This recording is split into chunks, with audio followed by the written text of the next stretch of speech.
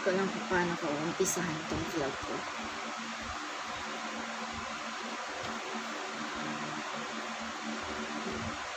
Hindi ko rin alam kung i-upload ko to o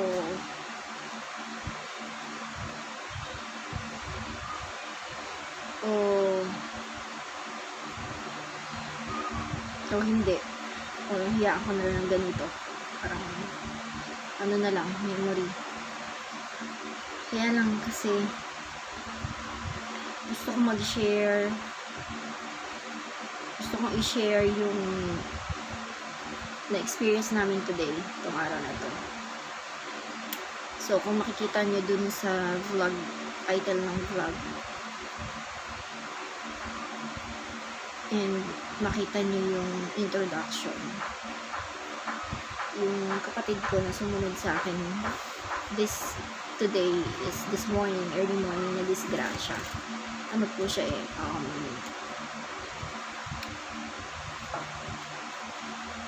ang trabaho niya is yung gumagawa ng bahay, building, mga ganon, kapintero, mason, all in one siya.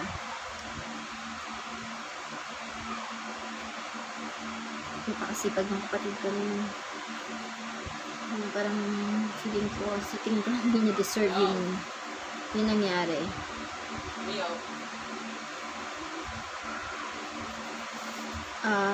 So this morning, yun nga yung malungkot na nangyari dun sa kapatid ko. Nalaglag siya dun sa ginagawa niyang bahay, parang second floor. Nasalo siya ng manipis na bubong, pero nalaglag pa rin siya. So, ang na-injured sa kanya is na-dislocate to, at nagkaroon siya ng fracture sa hip. So, hindi ko ma-explain dinala namin dito sa pinakamalapit na hospital. In-x-ray siya. Yun nga yung nakita dun sa x-ray. Ang problema is walang doktor, crowded yung hospital. Walang doktor mag-orthopedic. So, instead na mag-antay kami, binigyan kami ng referral na dalhin siya dun sa parang hospital sa Manila na nag-cater ng ganung case niya. So, we thought, all the while, andun na kami sa ambulance. Naka-ready na kami lahat. Andun na yung gamit ng kapatid ko. Kung akala namin is maoperahan siya, pero pagdating namin doon, hindi na siya nakababa na ambulance. Andun lang siya sa ambulance. I tried to vlog. Kinuha yung phone ko to vlog para makita, pero sinabihan ako ng guard ng lalaki doon na bawal po mag-vlog. So, in-off ko. So, ganito nangyari. Meron doon parang, bukod doon sa guard na lalaki na nakaputi talaga na guard, meron doon lady guard na naka-black. Tinanong kami, anong nangyari? Unang tanong. Sabi namin, nalaglag po sa ginagawang bahay. At pinakita namin yung x-ray. Kinuha si x-ray. Tapos, nung kinuha si x-ray, pumasok si lady guard. Kasi bago pala yun, tinanong muna niya, may ubo, may sipon, may lagnat. Ganun ang tanong. Agad. Yun agad. He doesn't care kung ano nangyari dun sa kapatid ko. Kung pumutok ba ulo, or ito na yung pangalawang hospital. Dun sa unang hospital, medyo na-treat naman siya, in-x-ray siya doon, pero hindi talaga kaya dahil kailangan daw na operasyon. So, kaya lang pumunta dun sa hospital na yun. Ang tanong sa amin, ganun, ano nangyari? So, sinabi namin, emergency po. Ito po yung x-ray niya, nalaglag po. Ngayon, sabi po daw ng doktor, kailangan daw operahan. Tapos, tinanong agad, after ng pangalawang tanong na yun, unang tanong na yun, ang pangalawang tanong, may ubo, may sipon, may lagnat. Very firm. Ganun ang tanong niya. Pumasok ulit si lady guard. May tinawag na nurse na, hindi na yung lady guard. Lalaki naman ulit na nurse na naka-uniform ng nurse. Parang frontliner, ganun. Ang sabi sa amin, I hope you understand, okay naman yung nurse na lalaki. Yun lang talaga yung lady guard. Hindi ko alam kung ganyan talaga yung protocol sa kanya. May ubo, may sipon, may lagnat. Yun ang tanong niya agad. Nagulat na ako. Sabi ko, wala naman po kaso yung kanya, normal yung kapatid ko. Yun lang talagang pagkakalaglag niya. Yun yung concern namin, yun yung pinunta namin sa ospital na to. Yun sinabi ko, sabi nung nurse, protocol po kasi, I hope you understand. Sabi ko, even if the case is emergency, it's between life and death, you're not gonna treat, hindi nyo ititreat agad yung kapatid ko dahil dun sa case niya.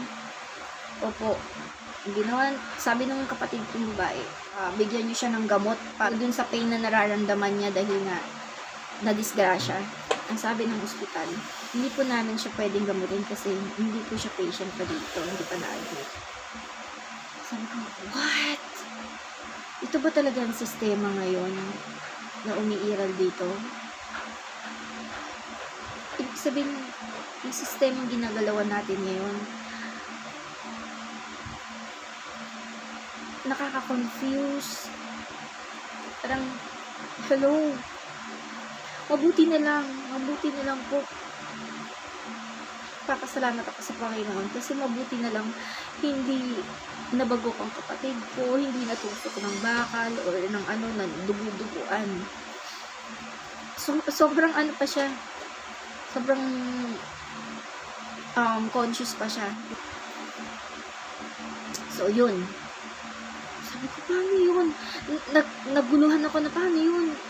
Kung pala dugo-dugo na yung kapatid ko, kung meron palang nangyari na tusok man ng bakal, wala silang pakialam doon. Ang concern nila, may ubo, may sipon, may lagnat.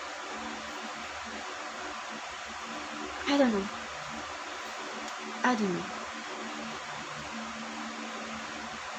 I really don't know. And ito, ma-upload ko man to, vinlog ko to, it's siguro, di ko alam kung awakening or if this is really happening, talaga ba, ganito na ba talaga ang sistema dito sa atin or kung sa ibang part man ng mundo din.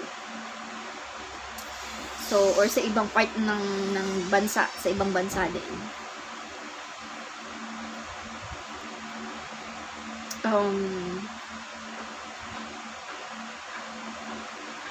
Napaisip ako, sabi ko, na-ambulance na lang kapatid ko kasi mabuti na lang meron kaming ambulansya dito sa barangay.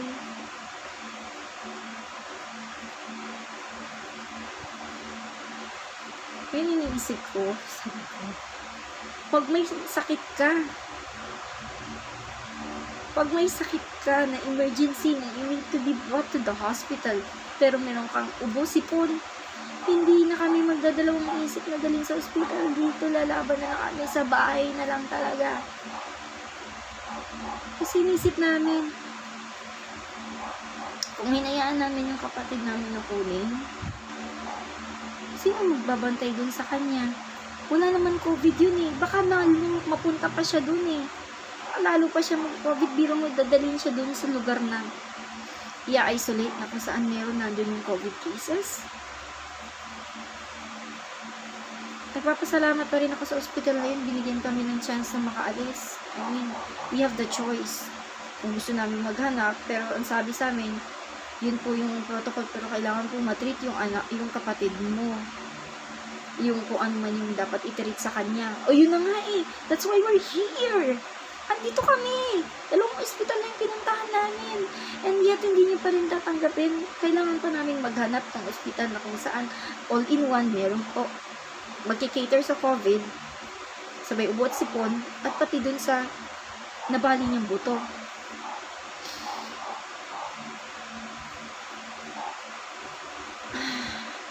Tinanong ko yung kapatid ko.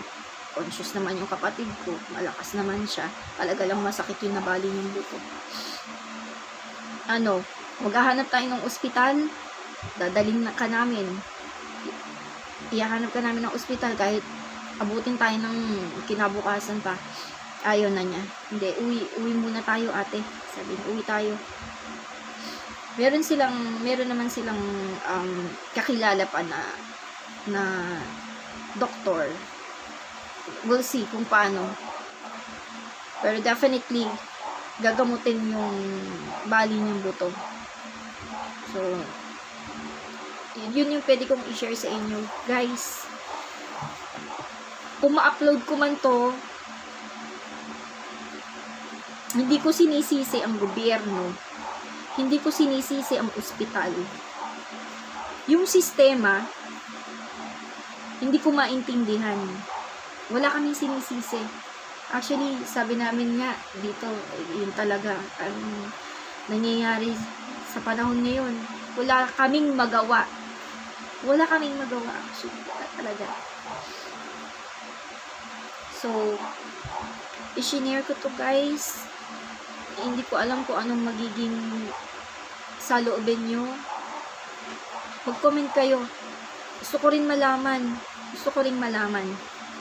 Pero kung tatanungin nyo po, definitely po dadali namin sa ospital yung kapatid. Ito nga, nadala namin siya emergency. Wala kami na okay, but he needs to be treated. Eh, bakit ganun? Isang malaking tanong, bakit ganun?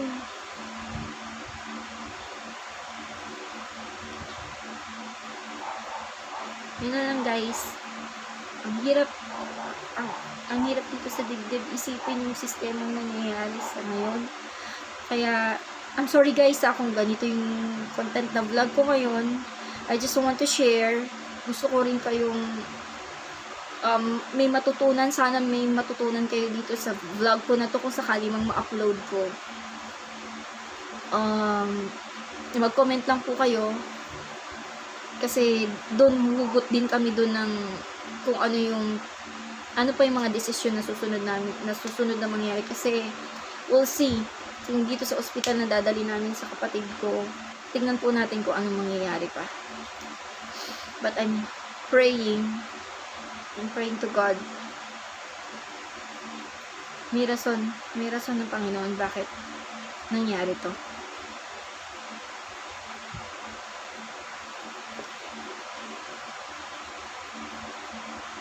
Thank you guys sa suporta nyo. Just need your prayers. Sana okay na rin yung kapatid ko at maayos na yung lahat. At sana hindi lang ang kapatid ko o kami ang nakaranas ng ganitong sistema. Yung mga may sakit na nangangailangan sa ospital. Ano ba yung talagang problema? Ano ba yung dapat gawin? Ang hirap guys ng ganito. Ang hirap.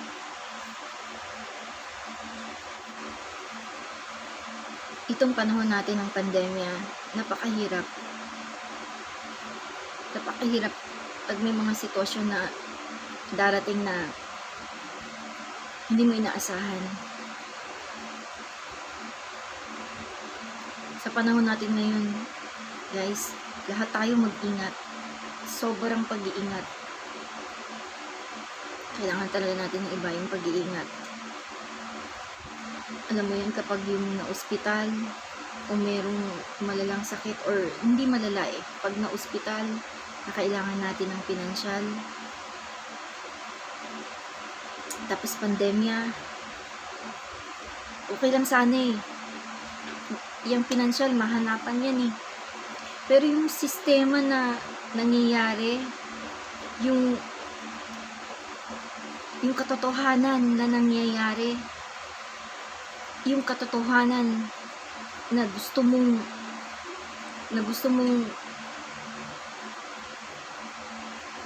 sabihin, katotohanan na hindi mo naman itatago ito yung nangyayari kasi ito talaga yung hirap na mag-ingat tayo guys lahat. Sobrang pag-iingat po. And ano mong problema, nalalampasan din yan. Let's just keep going. Pray to God na sana talaga lahat ng kinakaharap nating problema malutas natin.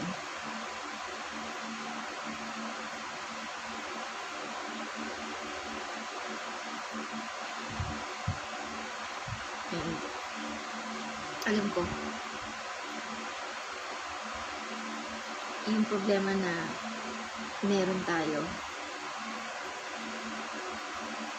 kaya ka meron yan, alam ni Lord na kaya mo. So, laban lang guys, laban at mag-ingat. Yun na lang yung iiwan ko. Katapusan ng sharing ko sa inyo na ito. I'm sorry kung nasabi ko na mahirap. It's yun kasi nararamdaman namin ko bilang panganay, at alam niyo yung mga nangyayari dito sa pamilya namin. So, yun, sana guys, meron kayo talaga natutunan dito sa share ko na to. Thank you guys sa support. Please pray for my brother. Just pray for to heal the world. Sana matapos na tong pandemya na to. Pati yung sistema nagpapahirap sa atin. Sana matapos na talaga. God bless everyone. God bless. Hello, guys. Kaya pala hindi ako makapigit. Okay lang sana ako nakakaupo ako, hindi eh. Hindi ka talaga makakaupo. Dahil bali nga eh. Yung Vitamin C ka lang palagi, Jo. Oo. dahil yung ganun na nalulubak. Oo, masakit. Okay lang. Hawakan mo. Kasi may malubak eh. Konti lang, huwag kami na madami. Dapat tama na yan.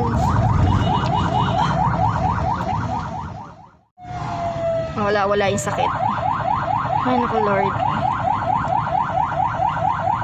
Guys, kailangan ng prayers ng kapatid ko. Please pray for my brother. Thank you guys sa support ha.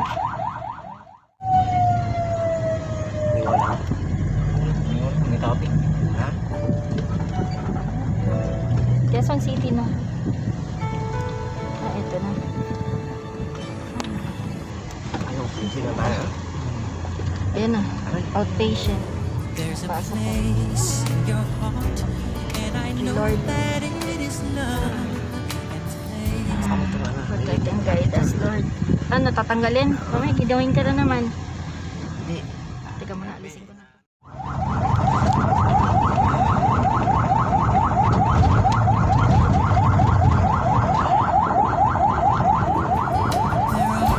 Ways to get there if you care enough for living.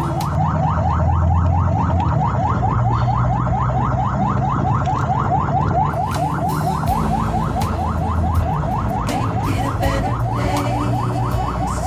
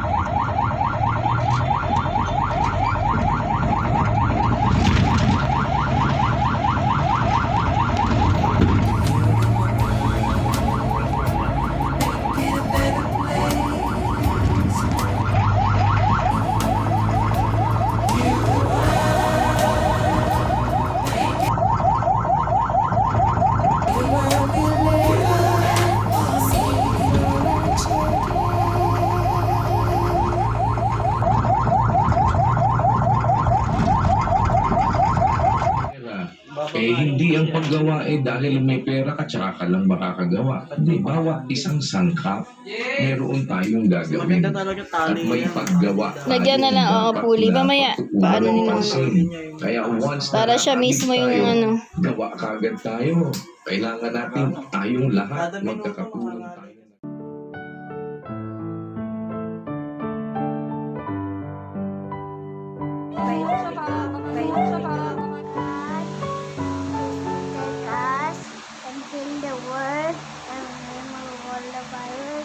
And please don't hurt Lolo Jojo now. Heal Lolo Jojo. Heal Lolo Jojo. Heal Lolo Jojo. Protect. Protect us Always. morning and please, Papa God, you save us in the night and morning always. Amen. Basa ko. Kay Lord. Protect and guide us, Lord. Dapat may mga brace ka eh. Ano? Huwag mo may preno. Manong daan-daan daw po sa preno. Yung ganun na nalulubak. Oo, masakit. Okay lang. Hawakan, no? Kasi may malubak eh. Konti lang, huwag kami na madami. Dapat tama na yan.